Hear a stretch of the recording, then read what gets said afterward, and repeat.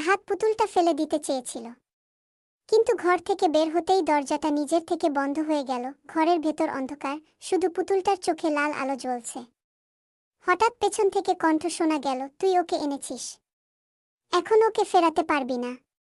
রাহাত পেছনে তাকিয়ে দেখে সেই বুড়ি। সে বলল, ওটা শুধু পুতুল না, ও একটা আত্মা, একটা মেয়ের আত্মা, যার মৃত্যু হয়েছিল অন্যায়ের প্রতিশোধ নিতে। পুতুলটা তখন মাটিতে পড়ে গড়িয়ে গড়িয়ে চলে আসে রাহাতের দিকে। সে ছুটে যায় ঘরের এক কোণায়। দেয়ালে হঠাৎ আগুনের মতো লেখা ভেসে ওঠে, তুই যদি বাঁচতে চাস, ওর খেলা শেষ কর। রাহাত তখন বুড়ির দিকে তাকায়, কিন্তু বুড়ি ছিল না।